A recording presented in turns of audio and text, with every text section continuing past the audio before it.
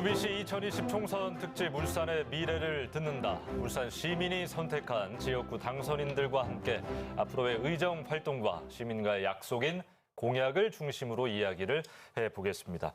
자, 먼저 오늘 모실 당선인 화면으로 만나보시겠습니다.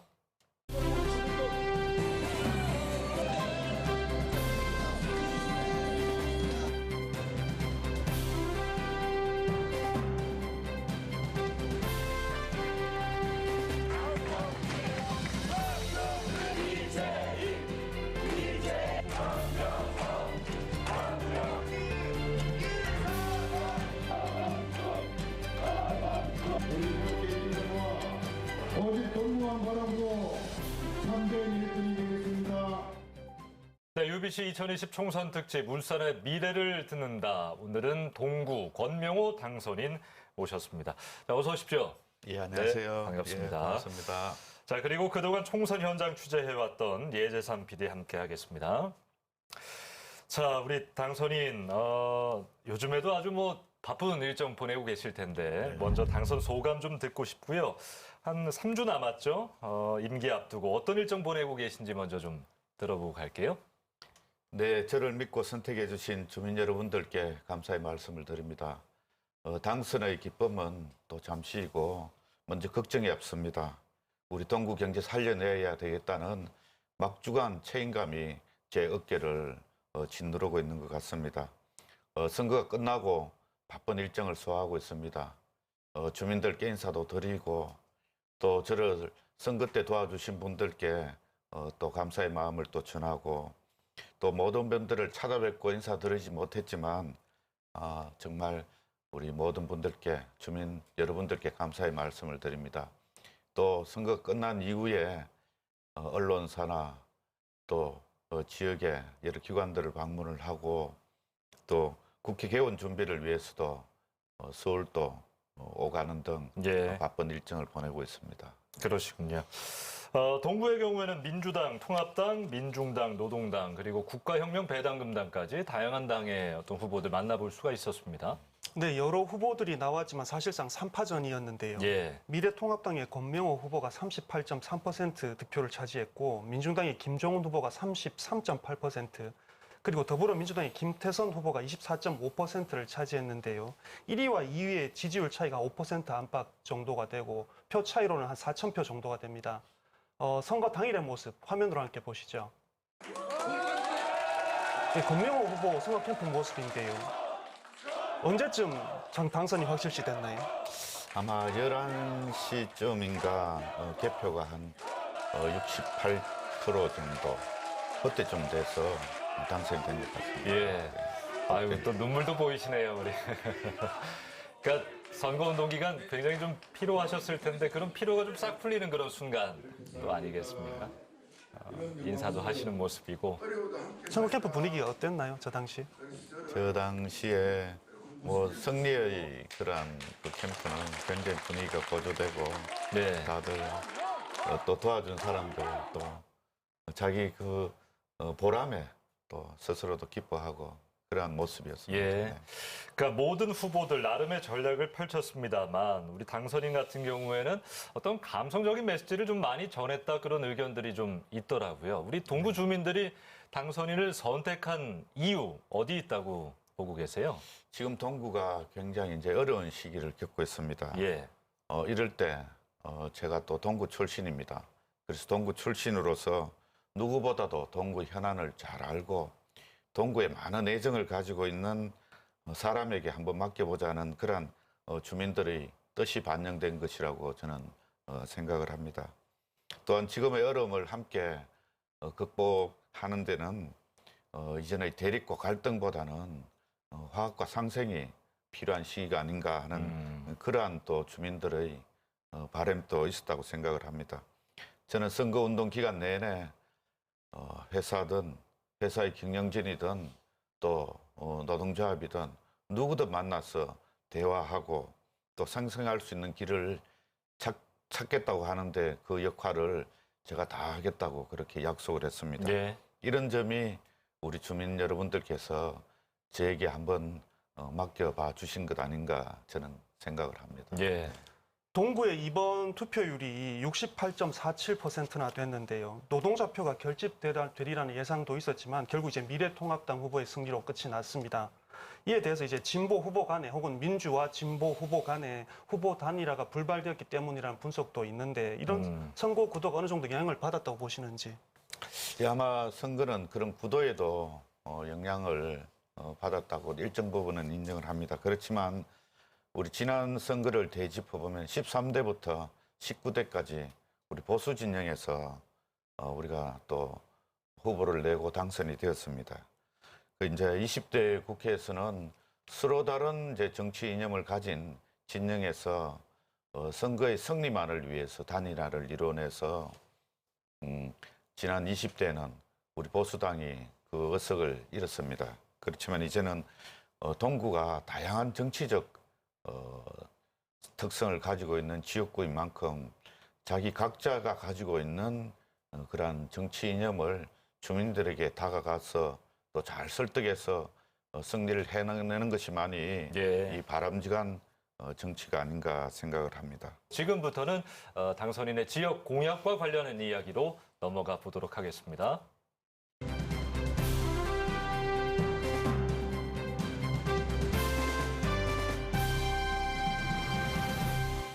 예, 울산 동구 하면 많은 분들이 지역 주력 산업을 떠올리실 텐데 이번 총선이 코로나19 세계적 유행 속에 치러졌기 때문에 일단은 보건과 산업안전 부분부터 먼저 다뤄볼까 합니다. 지금 현재 뭐 우리나라는 많이 상황이 좋아졌습니다만 전 세계적으로는 아직 전쟁 중입니다. 이제 입법부의 구성원으로서 어떤 대책들 좀 갖고 계실 텐데 어떻습니까? 우리 학자들이나 전문가들이 이런 신종 코로나, 신종 감염병 같은 사태가 예. 언제든지 올 수 있다고 또 얘기를 하기도 합니다. 먼저 우리 코로나19 사태를 슬기롭게 극복해내고 있는 우리 국민들에게 존경을 표하고 또 이 위기를 잘 극복할 수 있도록 우리 열심히 희생하고 봉사하는 우리 어르신들에게도 그런 감사의 말씀을 드립니다. 예. 그 2009년도 신종플루 그리고 2012년도 메르스 이런 것들이 정말 세계적으로 유행하고 있는데 이러한 이제 신종 우리가 예상하지 못한 전염병들이 발생이 되었을 때는 이 적극적인 대응책이 굉장히 중요하다고 생각을 합니다. 그래서 일사불란하게 재난의 확산을 방지할 수 있도록 그 현장 중심의 대응 능력을 높이야 되는 것이 굉장히 우리가 이제 해결해야 될 문제이고 이러한 것들은 정치적이나 다른 이해관계에 얽매이지 않고 예. 발빠른 판단을 내릴 수 있게끔 하기 위해서는 지금 예를 들어서 현재 차관급인 질병관리본부의 그러한 수장을 질병관리청으로 성격을 시켜서 청장은 의료 전문가나 또 방역 계통의 전문가들로 임명하는 등의 방안을 마련하는데 예. 제가 국회에서 역할을 하도록 하겠습니다. 예. 우리 시민들이요, 공공의료원이 없는 광역시에 살고 있습니다. 그래서 걱정을 더 좀 많이 하시는 것 같은데, 공공의료원 건립에 관해서는 어떤 입장이십니까? 우리 울산 시민들의 건강과 안전에 대해서는 정책에 여야가 없다고 생각을 합니다. 예. 누가 먼저 공약을 하고 추진을 하는가에 대해서는 차후의 문제고 우리 울산 시민들이 얼마나 필요한지가 판단의 기준이 되어야 한다고 생각을 합니다.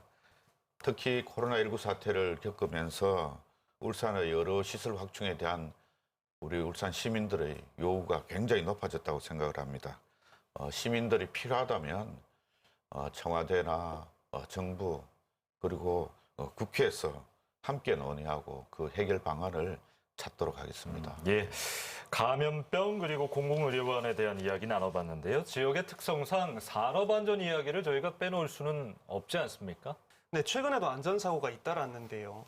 지난 4월 16일 현대중공업 특수선 사업부에서 작업 중이던 근로자가 유압 작동문에 끼이는 사고가 있었고요. 예. 일주일이 채 지나지 않은 지난 4월 21일에는 작업 중이던 근로자가 대형문에 끼어 숨지는 사고가 발생했습니다. 그러다 보니까 사고 발생 이틀 후인 23일에는 모든 생산 활동을 중단하고 안전 점검에 들어갔는데요. 사실상 이런 산업재해가 끊임없이 되풀이되고 있어서 예. 여기에 대한 특단의 조치가 필요해 보입니다. 좀 더 근본적인 대책이 필요하지 않을까 이런 좀 생각이 드는데요. 안전사고 당선인께서는 좀 어떻게 하면 줄일 수 있을까 생각하십니까? 네, 먼저 유가족에게 심심한 위로의 말씀을 드립니다. 동구는 주요 사업장이 현대중공업 또 미포조선 정말 거대한 선박 구조물을 다루는 그러한 곳입니다.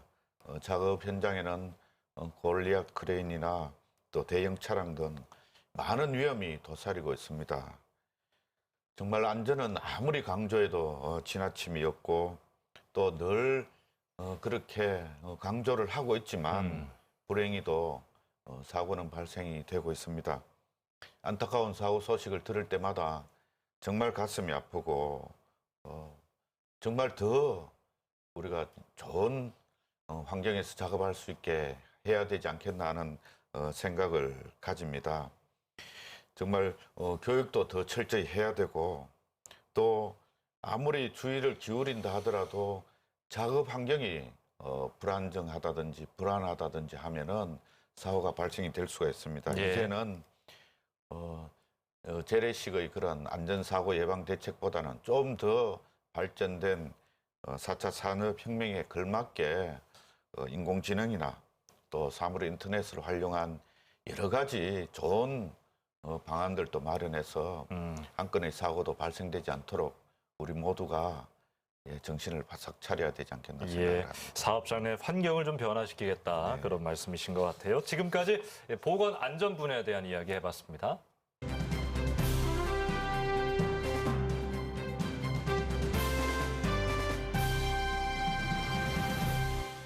UBC 2020 총선 특집 울산의 미래를 듣는다. 권명호 당선인과 함께하고 있습니다. 자, 이번에는 많은 분들 관심 좀 가지실 지역 경제 분야로 넘어가 보겠습니다. 우리 울산 동구하면 조선업 아니겠습니까? 예. 네, 울산은 우리나라를 조선 강국으로 올려놓은 도시이자 세계 정상의 기술력을 자랑하는 도시입니다. 하지만 이제 불황의 긴 터널을 조선 산업이 지금 지나고 있는데요. 현재 상황이 어떤지 화면으로 보시겠습니다.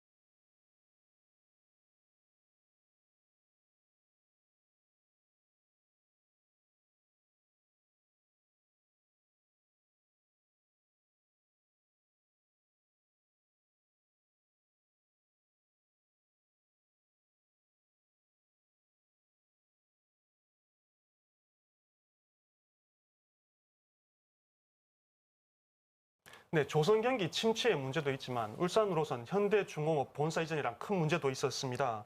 지역 정치권에서는 계속 꾸준히 반대를 해왔었고 당시 동구청장이었던 권명호 당선인께서도 삭발을 했던 모습이 생생한데요.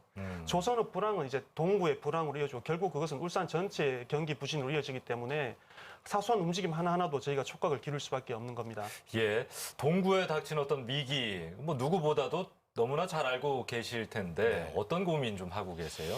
예, 정말 당선되고도 많은 걱정이 있었던 것이 정말 조선 경기의 침체로 인해서 우리 동구가 굉장히 어려운 시기를 겪고 있다는 그 점이었습니다. 그래서 조선산업 활성화에 대해서 정말 모든 의정 활동의 그러한 힘을 쏟겠습니다. 저희 공약 중에 하나가 조선산업 육성에 관한 그러한 법률 제정이 있습니다. 울산의 3대 산업인 자동차, 조선, 석유화학 중에서 조선 산업이 정말 그 고용 유발 효과와 산업 파급 효과가 굉장히 큰 산업입니다. 예. 이 조선산업의 활성화는 동구만의 문제가 아니라 울산과 또 대한민국 경제 전체에 미치는 영향이 크다고 할 것입니다. 또한 그렇지만 절망적인 것은 아니라고 생각을 합니다. 바다가 있는 한, 또 세계가 서로 무역을 하는 한 조선산업은 미래가 있다고 생각을 합니다. 그래서 앞으로는 친환경 스마트 선박이 또 미래의 조선산업의 그러한 대세가 될 것이라고 다들 예상을 하고 있습니다. 이런 추세에 발맞춰서 산업 정책이나 예산 수립 그리고 R&D에 집중적으로 지원을 할 여건과 환경을 만드는데 제 역할을 다하도록 하겠습니다. 이와 동시에 노사문화 개선도 굉장히 풀어야 될 문제 중에 하나라고 생각을 합니다. 해외 선주들도 기술력이나 그 납기 등에 굉장히 관심이 많은 만큼 그런 노사문화가 안정된 기업에 수주를 하려는 그런 경향이 있는 걸로 알고 있습니다. 조선업 활성화 문제와 더불어서 이 문제도 반드시 좀 주민들이 해결을 해달라 요청하시는 것 같습니다. 사내 하도급 근로자들의 노동 환경입니다. 여전히 좋지 않거든요. 어떻게 좀 바꿔나가야겠습니까? 정말 사내 하도급 근로자들에게 대한 그러한 근로환경 개선과 또 임금 체계 개선이 시급한 문제라고 생각을 합니다. 고용노동부가 지난달 22일에 고용 형태별 근로 실태 조사를 실시를 했습니다. 정규직이 시간당 임금 총액을 100으로 봤을 때 비정규직의 임금은 70%가 채 못 미치는 수준입니다. 원청의 입장에서는 사내 하도급 체계는 원가 절감과 또 고용의 유연성이라는 두 마리 토끼를 잡는 그러한 효과를 가지고 있는 것인데 따라서 사내 하도급 근로자들에게는 임금과 후생복지 문제는 반드시 해결을 해줘야 될 시급한 문제입니다. 첫째로 사내 하도급 근로자들의 임금 문제 해결을 위해서 노력을 하겠고 또 그러기 위해서는 사회적 공감대를 형성을 하고 또 원청과 또 협력사 대표 그리고 노동조합 등과 간담회를 개최하는 등 의견 수렴을 하겠습니다. 또한 후생복지도 정규직에 준하는 수준으로 지원하고 작업장의 안전 문제 또한 병행해서 해결해야 될 것입니다. 그러니까 안전한 환경에서 일할 수 있도록 제도를 개선하고 또 안전용품이나 성과급 또 아이들에 대한 학자금 등도 정규직과 동일하게 혜택을 받을 수 있도록 최선의 방안을 마련하도록 하겠습니다. 사실 이 지역 주력 산업이 반드시 되살아나야 하는 이유가 이번 코로나19 때도 저희가 여실히 보고 느꼈지만 경기 침체가 결국 지역 소상공인들에게 엄청난 악영향을 준다는 거잖아요. 네, 상공인연합회 실태 조사를 보면 72%의 소상공인들이 코로나19 사태가 6개월 이상 장기화되면 폐업을 하거나 폐업을 고려할 수밖에 없다고 밝혔는데요. 문제는 울산 동구 지역은 코로나 사태 이전부터 조선업 침체로 최악의 경기 상황이었다는 겁니다. 우리 당선인께서도 소상공인 보호대책 세우겠다 이렇게 공약하신 걸로 알고 있습니다. 그렇습니다. 이제 코로나19 사태로 인해서 진짜 설상가상, 엎친 데 겹친 격으로 정말 어려움을 겪고 있는 분들이 소상공인들이라고 또 생각을 합니다. 대부분 또 영세상인으로서 여유자금도 많이 부족한 실정입니다. 근본적인 이제 대책이 필요한데 특히나 치킨, 편의점, 카페나 빵집 등은 정말 프랜차이즈가 또 차지하는 그런 비중이 매우 높고 또 소상공인들이 열심히 하더라도 프랜차이즈 본점에서 가져가는 이익들이 굉장히 하다고 생각을 합니다. 그래서 소상공인과 프랜차이즈 업계가 같이 상생하는 방안도 또 강구를 해야 되고 또 심각한 그런 가불관계 해소라든지 또 프랜차이즈 본사 그 소상공인들 간의 그런 관계에서 그 과밀화도 또 해소를 시켜야 되고 우리 미래통합당에서는 간이 과세 그 기준을 기존에 이제 4,800만 원에서 1억 원으로 상향해서 우리 소상공인들의 그런 세금 부담을 또 경감시켜 주자는 예. 그런 방안도 지금 강구 중입니다. 그래서 중소기업진흥공단의 그런 문턱을 낮춰서 종사하는 업종에 대한 그런 지원이나 또 그런 기술 교육 등도 받을 수 있도록 정말 실질적으로 소상공인들이 이 피부로 느낄 수 있는 다양한 지원책들을 예. 마련하는데 앞장서도록 하겠습니다. 예. 이번에 21대 국회는 이제 청년 일자리 문제도 아주 활발하게 논의를 해주기를 기대를 하는데 당선인도 많은 관심을 갖고 있는 걸로 알고 있습니다. 어떤 대책이 좀 있을까요? 청년 일자리 부분은 이제 공공 부분과 또한 민간 부분으로 투 트랙으로 접근을 해야 된다고 생각을 합니다. 예. 특히나 민간 부분에서는 일감 확보가 꼭 일자리 확보라고 생각을 해서 특히나 울산의 경우 조선 자동차 산업 등은 노동 집약적이고 또 고용 유발 효과가 굉장히 큰 산업입니다. 그래서 정부에서 정책적으로 산업 정책, 법률 지원 등을 통해서 우리 자연스럽게 민간 부분에서 일자리가 늘어날 수 있도록 또 노력을 기울여야 될 것이고 지금은 또 위기 상황이니까 공공 부분에서 단기 일자리라도 만들어서 예. 우리 청년들에 대한 그러한 일자리를 해소를 해주는 것이 지금 해야 될 일이라고 생각을 합니다. 네. 네, 지금까지는 지역 경제와 관련된 주요 공약들 다시 한번 들어봤습니다.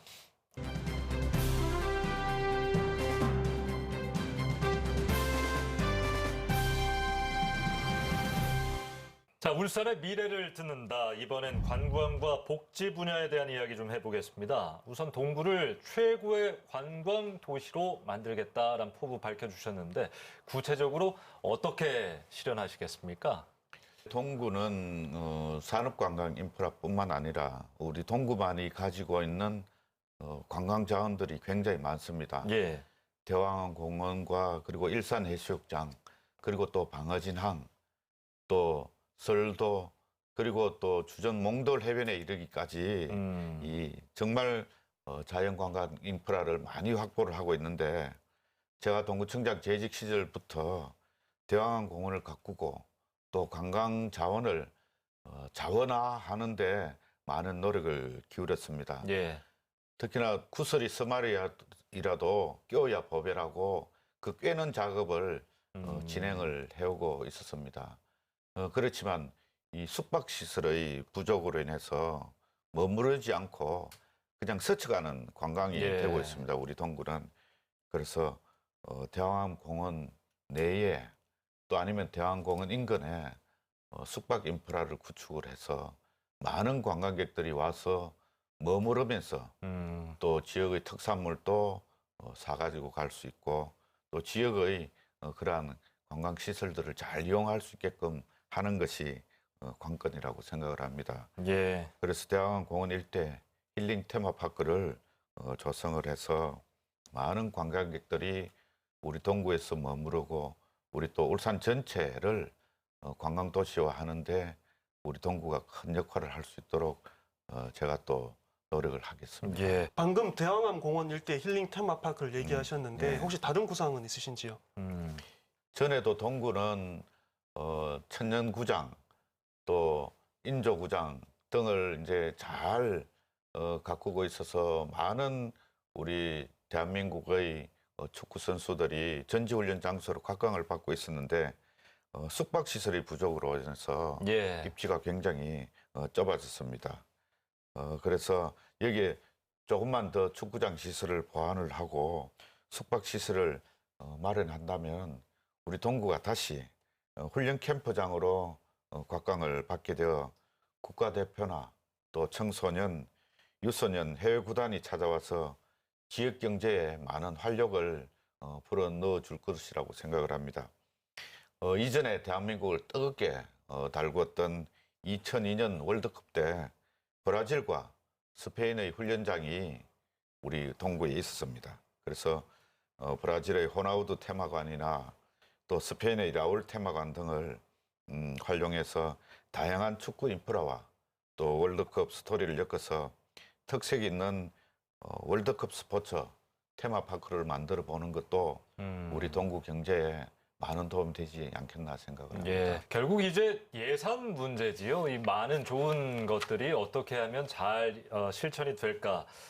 지자체장과의 어떤 협치도 중요할 것이고요. 재원 마련 계획은 어떻게 생각하고 계십니까?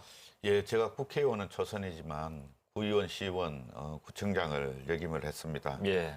정치도 이제 결국은 사람이 하는 것이고 재원 마련도 그게 크게 벗어나지 않다고 생각을 합니다. 그래서 그동안의 어정 활동과 또 행정 경험을 바탕으로 해서 쌓아온 경험과 노하우를 잘 활용해서 어떻게 하면 동구를 위해 필요한 예산을 가져올 수 있는지 제가 또 확보한 보좌진들과 또 지역의 국회의원들과 함께 우리 정부 부처를 찾아다니고 요소요소에 필요한 그러한 재원 확보 마련하는데 제 발품을 아끼지 않도록 네. 하겠습니다. 네.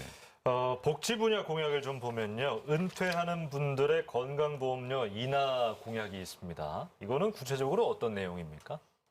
우리나라 재산 상황을 보면 약 70% 이상이 부동산의 그러한 비율이라고 합니다. 그래서 은퇴자들의 재산은 대부분은 유동성 재산보다는 부동산에 이제 편중이 되어 있다고 합니다. 예. 그렇다 보니 건강보험료 같은 고정 비용도 많은 부담으로 가져올 수 있습니다. 그래서 은퇴자 또 실업자들도 건강보험료와 같은 고정 비용이 부담이 되는 것을 낮춰주는 것만이 또 그러한 분들에 대한 생활의 질을 좀 유지해 나가는 데 도움이 되지 않겠나 하는 생각에서 그런 재원 마련을 해야 네. 되겠다 생각을 합니다. 네. 알겠습니다. 지금까지 관광과 복지 분야의 공약 이야기를 나눠봤습니다.